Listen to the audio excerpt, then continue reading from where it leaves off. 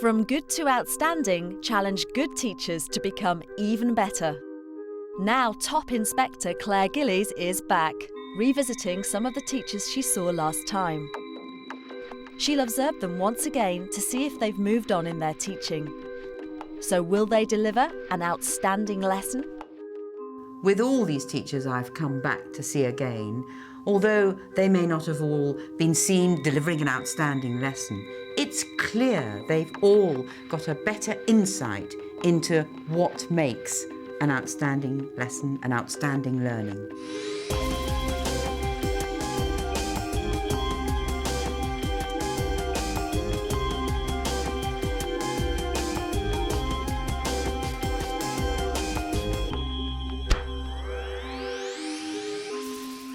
In the series From Good to Outstanding, we challenge teachers from reception through to Key Stage 4 to go from good to outstanding. Top Inspector Claire Gillies observed them teach. We gave them one-to-one expert advice in their subject areas. And a few weeks later, Claire went back to see whether they'd upped their teaching from good to outstanding. In this programme, Claire will revisit primary teacher James Evelyn. This whole process has given me a chance to really take a step back and reflect and to think about what I'm doing, and hopefully the end result will be, and I'm sure it is, a much better teacher. James teaches Year 5 at Southwold Primary. When he was first filmed, he was in his third year of teaching. Now, 1 year later, James considers how taking part in the programme has influenced his teaching. Yeah, looking back on that first lesson, I could see straight away how I present myself to the children. Hands in pockets, sort of slightly defensive posture, that sort of stuff. And you know, that's one of the big things to come out of this for me. How my body actions kind of emphasise what I'm actually saying to the children. When Claire Gillies first observed James in the spring term of 2009, he was teaching maths to his Year 3 and 4 class. It's sorting using a Venn diagram, depending on whether children are girls or boys, and if they're 8. One of the big things to come out of the first programme was the range of abilities in the classroom, making sure everyone's learning and that the teaching is personalised and they can all access what's being taught. Because in the middle you couldn't put, they've got 4 and 8 legs. They've either got 4 or they haven't. Claire's feedback to James also picked up on his need to question the pupils more effectively and give the topic a context. There was a feeling of, well, so what? Why do we want to do these Venn diagrams or Carolines? If you can just think of some way to really say, well, it's useful because, I think that's our challenge.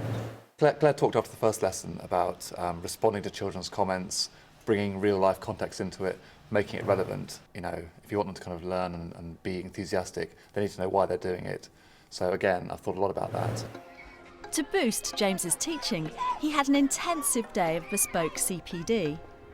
Primary maths expert Andrew Jeffrey was brought in to offer sound advice. This is the human physical Carroll diagram thing. So imagine a line on the floor, and you can get all the children and say, right, boys, this side of the line, everybody else, this side of the line.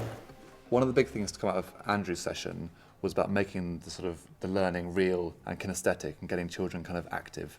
And again, I hope that my teaching now kind of reflects that. Don't be afraid to use the most important resource in the classroom, which is the children themselves. Yeah. So, as he said, the children are the biggest resource you've got in the classroom, and I'm going to use them. There's a number of different ways they could classify these. They could classify them by shape. Andrew also gave James some tips on resourcing for different abilities. The other thing is the higher ability children as well. Why not stretch them to 3 circle problems? Thought carefully about differentiation, about activities, about making it more sort of, they're more active. They're not always recording in their books. They are, you know, they're playing games, they're getting their hands sort of dirty, and we're doing a lot of sort of more investigative sort of work. Communications coach Ulrika Schulte-Bauchloh worked with James on his presentation skills. Okay, children, come to the carpet now, please. Yeah. The session with Ulrika was really beneficial because the things she covered were things that you don't cover on your training as a teacher. So, for example, the importance of body language. You know, obviously not hands in your pockets is a bad thing, but just how your posture dictates kind of almost how you're feeling and how you are in the classroom. Good morning, children. Today in maths, we're going to sort these shapes on the carpet here using our Venn diagram on the board here. Fantastic. Ulrika talked about my voice, and I hope that I've got more clarity in my voice now, and the children can understand instructions and discussions, that sort of stuff, much clearer than they used to. Back then, James had just 2 weeks to take all the advice on board and try it out in the classroom. Here's some money for you. What I want you to do is to go and buy a ticket from Jared. When it came to the crunch and Claire returned, James had made some clear improvements. Let me say perhaps straight away that it was certainly a stronger lesson than the last one I saw. The reason it wasn't this time upstanding was because some of them needed a bit more oomph. To be honest, I felt that the second lesson was a bit of a disaster, and I was disappointed afterwards. Obviously that I hadn't reached outstanding, but equally that I just knew that it hadn't gone as well as I'd hoped. Despite all the hard work, Claire did not grade James's lesson outstanding that time.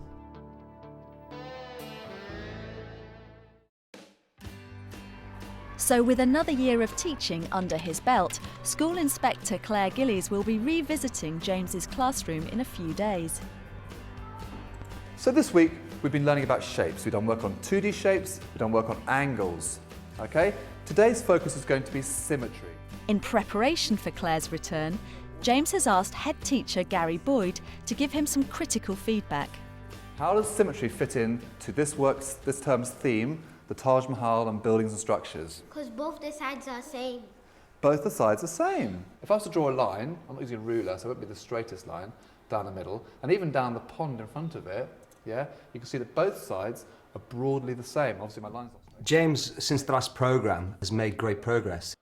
I think something that he's really taken on board is making each lesson relevant to the children's experience, and contextualising things has been a real big difference. Would it be symmetrical? No. No. So it's really important that where you draw the line is exactly in the bit where it's symmetrical. I've really thought now really closely about why we're doing things. And sometimes you might think, well, actually, in everyday life, they might not need to know the skills, but you can still make it kind of relevant through other ways. In our case here, our buildings and structures, our theme this term. What we're going to do now is we're going to go to the music room and do a very, very short little experiment with you guys. We're going to make some symmetrical patterns. Yeah? Okay, He's become a fuller teacher, if you like. What we're seeing now are more active lessons. Okay, so we're now in the music room.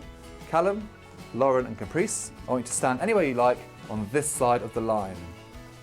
Mashud, Camille, Danielle, your job is going to exactly mirror where these three children are standing. Okay? And can you all take the same number of steps back as your partner? So we've got an exact reflection of these children with these children in terms of distance apart. So those children that get it through the words, fine. He picks up a few more, getting it through the actions. So everything he underlines with a practical example or a different element of his teaching. Keep the symmetry the same. Fantastic. 2 lines of symmetry. Well done. It's time for us to do some work at our desks independently. I've got some really interesting tasks for you all to do, all of which concern our building, our structure this term, which is the Taj Mahal. Small ones. The windows. Ask yourself, is what you're doing symmetrical? No. Some of it is. Claire mentioned about resourcing. I've thought carefully about that and tried to make sure always that children have what they need and they're ready to go. And also to make sure that the activities for each group aren't always just sort of recording and very sort of dry, but actually they're getting their hands dirty, they're doing different things. And one very last thing I want you to do is to make a shape that has 2 lines of symmetry. Easy as that, yeah? Yeah. Brilliant, good. Okay. What about a shape with more than 2 lines of symmetry? A circle. Oh, circle. How many's that got, Lauren? Fantastic. He's seen almost the snowball effect of the pupils recognising what he's getting at conceptually and transforming that into day-to-day events that they can really comprehend and understand. So it's got 5 lines of symmetry. 6. I could see 7. 5 lines of symmetry? Is she right? Yeah. Yeah. Okay, so well done. Fantastic. Good learning, good listening. I think they really did understand the concept and had some idea about why it would be useful in real life, so that was good to see. For me now, I suppose, going forward to the next lesson, it would be checking for understanding, more questions of the children that they are demonstrating the progress they're making. We do a lot of almost, and I'm guilty of it as well, of checking for understanding by asking them if they understand, rather than asking them to explain what they understand. But it is a small step. These are degrees, you know, from the very good that the lesson is to the outstanding. A year ago, our maths expert Andrew Jeffrey also picked up on James's need to improve his questioning. In terms of the questioning, some of the questions that you need to come back with are the quality questions like, oh, how did you work that out? Yeah. Or, for example, can you tell us all how you did that? Or who agrees with that? For his next observation with Claire, James is planning a lesson on line graphs, trying to bring together all Andrew's advice. One of the things I'm going to do is kind of responding to what Andrew said about getting the kids involved in what they're doing. So I thought about line graphs and I thought about what's going to work and how can I get the children involved. So we've got a big axis here. It's already labelled for the children, so it's scaffolded nicely. Then the idea is that I'll kind of tell a story to the children about the kind of day in the classroom. The children are going to plot the line graph to reflect the story I'm telling them. And so I think this activity should hopefully bring the line graphs to life. It's the day of James's observation and Claire is back. After a year of working hard on his teaching, will James impress Claire enough to get outstanding? Right, today's focus is line graphs, a new concept. We've done bar charts. James has 60 minutes to impress Claire. Now, just to make it relevant for us, we've been focusing on the Taj Mahal this term. So, our changing data over the course of the day at the Taj Mahal. Now, this is where line graphs come in. The way to plot a line graph is I get my data. So the first piece of data, 2 o'clock in the morning, and it's 10 degrees. 2 o'clock in the morning, it's 10 degrees. And what I do is I put a cross just there. Looking back on James's 2 lessons, I remember quite clearly how skillfully he used the interactive whiteboard, his excellent calm manner with the pupils and how much they clearly enjoyed the lessons with him. Who would like to come and do the next one for me? I'm going to say nothing. I want you to do it for me. But the key thing that was missing was the careful planning for the different abilities so that they would all make, at their own level, similar amounts of progress. Hands up if Crystal's correct. Darren? Is she okay? She is okay. I think she's okay. Yeah? 10 o'clock. There we are. 18 degrees. Okay, just a little exercise about line graphs. What I've done is I've put together 2 axes. I want you to imagine this line graph is showing the number of people in the classroom during the school day. I would like a volunteer to use the piece of rope to make the line graph as I tell you a story about the classroom. Who reckons they can do it? Ben, you've been a bit quiet this morning. Okay, 8 o'clock in the morning, James walks into the classroom. There's now 1 person in the classroom. At 9 o'clock, in walk the children. Only 19 children come to school first thing in the morning, so there are now 20 people in the classroom at 9 o'clock. And at 10 o'clock, everyone, including me, goes outside and down to the assembly hall. So no one's in the classroom. In fact, that should be 0, shouldn't it? Okay, and my rope is too short, I've just realised. Do you get the idea? Yeah? Okay, it's time to go to our tables. Here's some data. We're going to present this data in a big line graph. Okay? So, 1 axis will be the day, 1 axis will be the temperature. Zahid, where would you put the day of the week? Which axis? Days will go there. Why do you think they go there? I agree with you. Tell me why. Because all the times will go there and all the numbers will go. Right, yeah. We tend to put in bar charts the frequency here, and with line graphs we put the numbers up here, don't we? Okay? So which day of the week would you like to go to this place? Wednesday. Yep, I think I'd agree with you. Why? Because it's the warmest It's the warmest day, isn't it? Yes. How warm is it on Wednesday? 16 degrees Celsius. Brilliant. Right. There is our line graph. Looks like an N. Looks like a what? N. An N. Yeah. Mountain. That's me. What do you think? Why do you think this is a really good way of presenting the data? Zahid? It looks better. It's and it's a better way of showing it. Right. It brings it to life, doesn't it? Just to finish off, I want to incorporate some literacy into our numeracy. Who could tell me, using the data here, about the lorry driver's journey? Who wants to have a go? Crystal, can you have a go? At home, I get into the lorry, drive for 1 hour and run out of gas. Drive for another hour and reach your gas station, top up. So you stop and top up, so we're going no further from home now. Good. Top up. Get in, drive for another hour until I reach to... Where are you going in your lorry?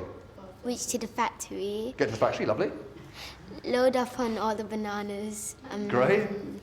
Took an hour drive to reach Tesco's, dropped off the bananas, and a 2-hour drive back home. Okay, so it's probably a little bit longer than that, 3-hour drive home. But I like the way you did that. Great, okay. I think we made a pretty good start to our work on line graphs, seeing as it's the first day. So well done, everybody. So how does Claire rate James now? James, thank you very much for letting me come back to visit you again. It was a real treat. And I'm just going to pick up on what you said to the class at the end of the lesson, which was that it was a pretty good start to our work on line graphs. Well, I think it was a very, very good start to your work on line graphs. I don't think it was quite into the outstanding, but there were certainly outstanding features of that lesson, and it was convincingly good. Did you feel that was outstanding, or did you feel that was good, or did you feel, ooh, one or two, if you know, would you just tweak a few things if you... Well, there was the resourcing thing with the rope midway through it, right. which is irritating. I hadn't hadn't thought about that too much. Good or outstanding? It certainly felt like it went really well. I think it did go really well. And when one is evaluating the lesson as a whole, it's the learning as well as what you're putting in and the whole atmosphere that has to be really powerful, that they've all got to be learning and all grasping and moving forward. And certainly a lot of them made great strides. But let's celebrate, shall we, some of the really, I thought, very, very good or even outstanding features of it. Was your passion to make it relevant to what you've been doing, to link it back to India. That was fantastic. The interactive whiteboard, just as before, you were using really effectively, and it was great when they came up and did the crosses. As, again, usual, you really know what you've got individually here, and there was very subtle planning of who was going to do what. I mean, there were so many outstanding features. If I had to pull together why the lesson as a whole wasn't quite outstanding was that bit of a dip, loss of pace when we got onto the one on the carpet, and that they worked very hard, but just a little bit more impetus and pace. Right. Would have, I think, got you that little bit further by the end of the lesson. But forward and on, and thank you very much for letting me share that really good lesson with lots of outstanding features. Thank you. I think if you've got high expectations and you're ambitious and you want to do well and improve and you're reflective and stuff, then somewhere you're obviously disappointed that you're not getting the outstanding kind of grade. Part of me feels that to be outstanding the whole time is unsustainable anyway, so I feel that I'm doing a good job for those children on a day-to-day basis, and so yeah, you know, I'm happy.